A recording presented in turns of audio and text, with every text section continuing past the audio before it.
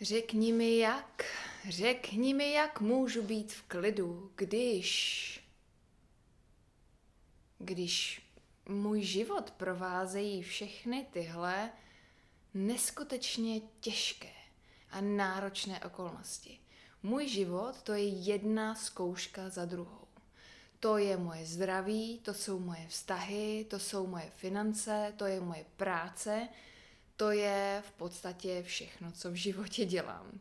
Celý můj život je jako kdyby to byla jedna velká zkouška. A ty po mně chceš, abych zůstala v klidu za těchto okolností? No, takže ano, já tady dnes, přátelé, jsem proto, abych vám řekla, že to jde.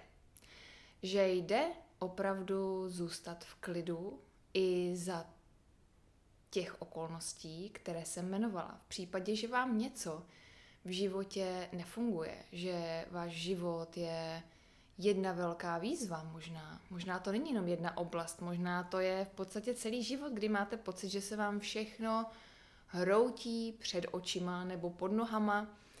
Prostě já vás chápu. A přesto vám říkám, jak tady teď jsem, že i za těchto okolností jde zůstat vnitřně v klidu a nepodléhat tomu zdánlivě vnějšímu tlaku.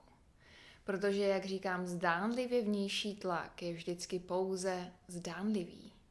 Je to něco, co vás má vytáhnout ven, co vám má v podstatě vzít tu jistotu, tu pevnou půdu pod nohama, protože vám to iluzorně ukazuje, že ten život vás ovládá.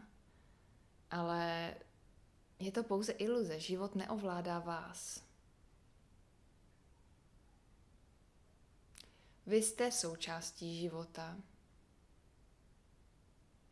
A když si uvědomíte, že jste také život sám,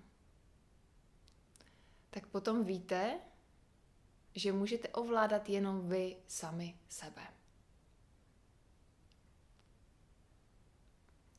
A když víte, že vás nikdo nebo nic zvenku nemůže ovlivňovat, ovládat, že vás nic nemůže, nikdo a nic vám nemůže ublížit, tak potom možná, když se zastavíte a uvědomíte si, že jste ten život sám a necháte věci, aby se děly tak, jak se dějí, bez toho, aniž byste jim vzdorovali, protože ne, dokud jim budete vzdorovat a budete si říkat, tohle je špatně, tohle by se mi nemělo dít, tak potom nedokážete být v klidu.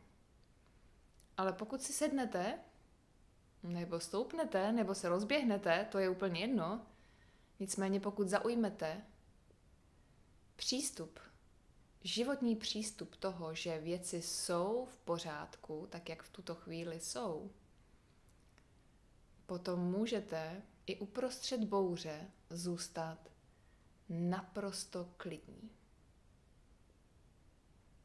A to je zároveň to, co vám garantuje, že pokud zůstanete klidní vy, tak se brzy uklidní i ta bouře okolo vás.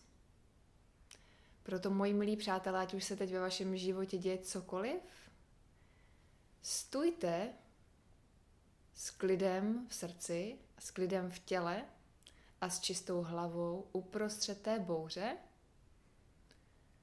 a věřte, buď můžete mít víru, anebo strach, nemůžete mít obojí, a proto věřte, že věci jsou přesně tak, jak mají být.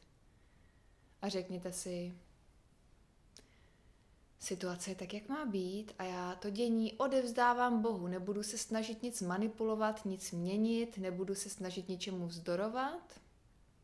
Budu dělat krok za krokem, tak, jak se to ode mě ostatně v životě očekává. Vy se nemusíte snažit. Ono se to děje všechno samo, váš život se odehrává sám. I kdybyste ho chtěli zastavit, tak nemůžete. A proto se uvolněte. Posaďte se do toho křesla, toho diváka a sledujte, co se ve vašem životě začne dít, když uvolníte ty otěže a tu potřebu všechno a každého, včetně sebe, neustále kontrolovat a hodnotit a posuzovat a zkrátka plýtvat vaší životní energií na věci, které nezměníte. Nezměníte je tím, že se postavíte do opozice a budete říkat, takhle to nemá být, takhle to musí být jinak, já to musím změnit. Naopak, paradox života je takový, že když dovolíte životu, aby se děl sám, postavíte se do toho proudu a necháte se tím proudem života unášet, tak najednou zjistíte, že vám je docela příjemně. A tím, jak vám začne být příjemně, tím se začne měnit váš život sám a vaše životní okolnosti. A najednou vám nebude úzko a nebudete pociťovat strach, ale budete si říkat, ten život přece jenom není tak špatný, ten život přece jenom není můj protihráč. Ale já jsem mého života spoluhráč. Mějte krásný den.